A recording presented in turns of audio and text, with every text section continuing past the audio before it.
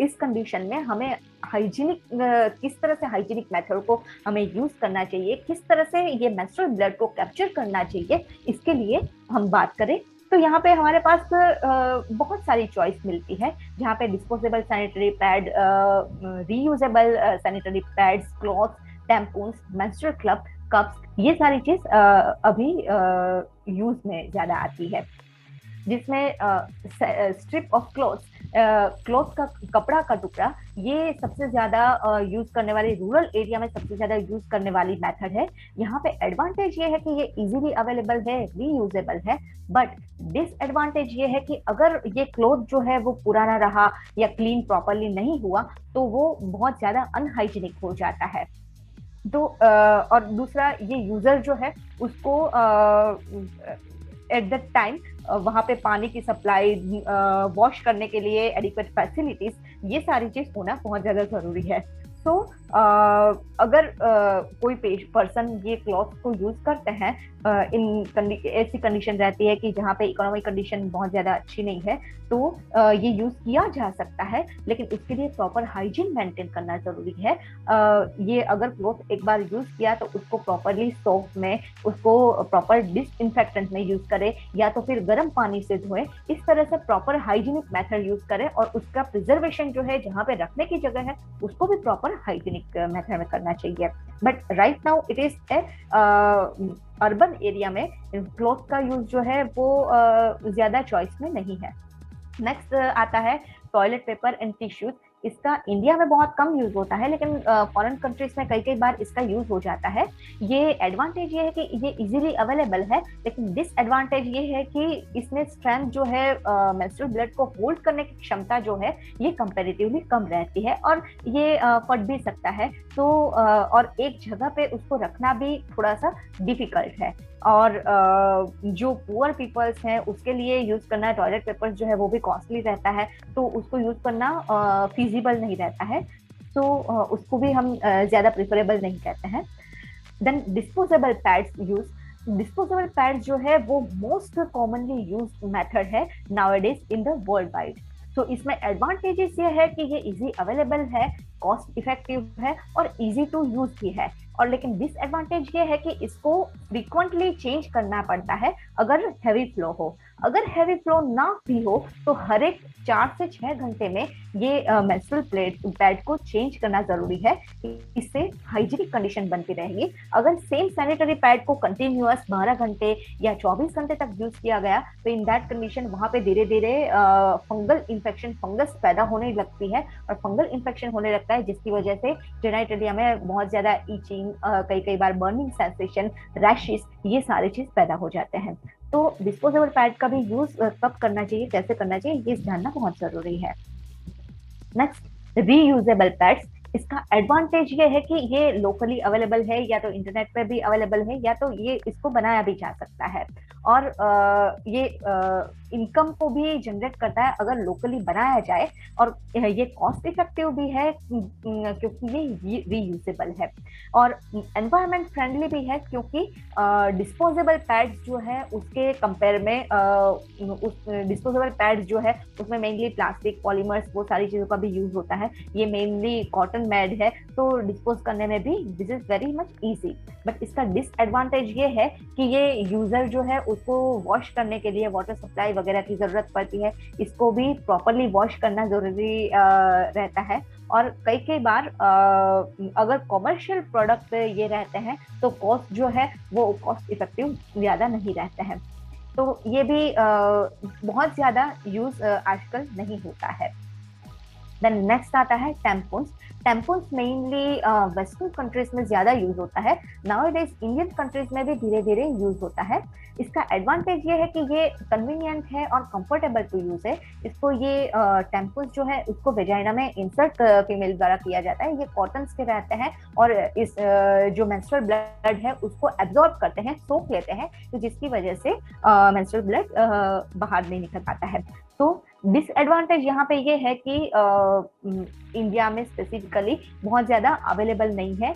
अगर अवेलेबल है तो उसकी प्राइस जो है वो भी हाई है, जिसकी वजह से जो मिडिल क्लास या लोअर मिडिल क्लास पब्लिक है उसके लिए ये फीजिबल नहीं है। देन यहाँ पे बहुत ज्यादा वेस्ट डिस्पोज जो रहता है और बहुत ज्यादा ये एनवायरमेंट फ्रेंडली भी नहीं है। साथ साथ में कई कल्चर्स में ये वेजाइना में इंसर्ट करना रहता है, तो कई कल्चर्स में भी पर्टिकुलरली जो अनमैरिड गर्ल्स है, एडोलेसेंट गर्ल्स है, उसमें इंसर्ट करना ये कन्वीनियंट नहीं माना जाता है। और यहाँ पे भी हाइजीन अवेलेबिलिटी वगैरह जो है वो रिक्वायर्ड है, क्योंकि यहाँ पे वेजाइना में हम इंसर्ट करते हैं तो इनिशियली इंसर्ट करने से पहले प्रॉपरली हैंड वॉश करना बहुत ज्यादा जरूरी है। देन नेक्स्ट आता है menstrual cup. Nowadays menstrual cup जो है वो भी फॉरेन कंट्रीज में चॉइस ऑफ मोड बनने लगा है। इवन इंडिया में भी चॉइस ऑफ मोड बनने लगा है। ये इसका एडवांटेज ये है कि ये रीयूजेबल है और उसको सिर्फ खाली करना पड़ता है, वॉश करना पड़ता है और सुखा देते हैं। तो that is very much feasible and convenient. और इसमें मेंस्ट्रुअल कप की साइज बड़ी रहती है, तो कंपेरेटिवली पैड्स या टैम्पून के कंपेयर में ज्यादा देर तक भी इसको रखा जा सकता है। यूजुअली 10 से 12 घंटे तक, या फिर अकॉर्डिंग टू मेंस्ट्रुअल फ्लो कितना है उस हिसाब से मेंस्ट्रुअल कप को वेजाइना में रखा जा सकता है। लेकिन इसका डिसएडवांटेज ये है कि ये भी कल्चरली बहुत ज्यादा अप्रोप्रिएट नहीं है, और स्पेसिफिकली इन एडोलेसेंट गर्ल। दूसरा, हाइजीन मेंटेन करना बहुत ज्यादा जरूरी है। कप जो है उसको वॉश करना प्रॉपरली जरूरी है, और जब भी इंसर्ट किया जाए तो हैंड वॉश करना भी बहुत ज्यादा जरूरी है। और ये यूजुअली रीयूजेबल रहता है, लेकिन इनिशियल वो एक्सपेंसिव रहता है थोड़ा, तो इसलिए कुछ लोग उसको बहुत ज्यादा प्रेफर नहीं करते हैं। तो बेसिकली अगर हम इंसर्ट करने की प्रोसीजर देखें तो सबसे पहले ये कप जो रहता है, ये कप जो रहता है डोम शेप का रहेगा, और इसको फर्स्ट दोनों फिंगर की सहायता से ट्विस्ट किया जाता है। After then that double twist करने के बाद उसको वेजाइना के अंदर इंसर्ट किया जाता है, एंड लोअर वेजाइनल पार्ट में उसको स्टक कर दिया जाता है, तो जिससे मेंस्ट्रुअल ब्लड जो है वो सीधा यहाँ पे मेंस्ट्रुअल कप में आके पहुंचता है और बाहर नहीं निकलने देता। एवरी 12 आवरली, और जब भी मेंस्ट्रुएशन का जरूरत पड़े तो उस टाइम इस कप को खाली कर सकते हैं। लेकिन खाली करते वक्त प्रॉपर हाइजीनिक कंडीशन होना बहुत जरूरी है।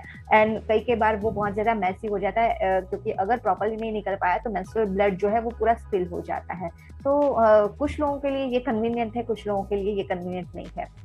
नाउ जब सैनिटरी पैड्स के बारे में बात करते हैं तो इंडियन गवर्नमेंट के द्वारा एक ऐसे उद्देश्य के साथ कि मैक्सिमम वुमन को affordable and healthy menstrual practice, menstrual product जो है वो प्रोवाइड हो सके, उस उद्देश्य के साथ सुविधा सैनिटरी नैपकिन जो है उसको उसका प्रोडक्शन चलता है, जो कि 100% इको फ्रेंडली है और बायोडिग्रेडेबल है, जिसका अफोर्डेबल प्राइस है और 2.50 रुपीज पर पैड जो है, जो कि वेरी मच कॉस्ट इफेक्टिव भी है।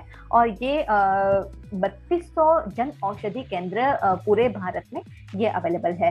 तो नाउअडेज हर एक गांव में और रूरल पब्लिक के लिए भी ये अफोर्डेबल हो सके, middle class, lower middle class के लिए भी अफोर्डेबल हो सके, इसके लिए सुविधा सैनिटरी पैड्स का भी अभी डिस्ट्रीब्यूशन हो रहा है। देन अब जब हम सैनिटरी पैड्स में सैनिटरी मेथड्स में कौन सी मेथड यूज करनी, ये इंडिविजुअल अप्रोच पे डिपेंड करता है। ये सारे सैनिटरी मेथड मार्केट में अवेलेबल है जो कि यूज किया जा सकता है, लेकिन कौन सी यूज करनी है और क्या क्या एडवांटेजेस है, डिसएडवांटेजेस है, क्या क्या कन्वीनियंट है, वो हर एक पर्सन पे डिपेंड करता है।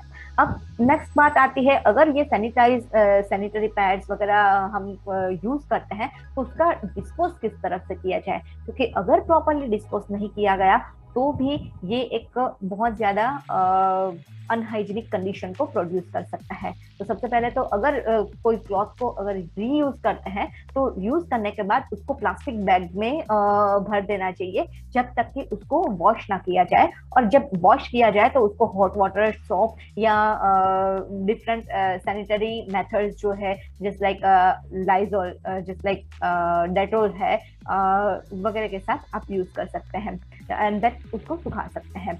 देन अगर पैड, टिश्यू, कॉटन वगैरह का यूज किया जाता है तो उसको एक पेपर में रैप करके क्लीन पैकेज बना के उसको या तो डिस्पोज किया जाए डिस्पोजेबल वेस्ट के साथ, या तो उसको जला दिया जाए, दैट वुड बी बेटर।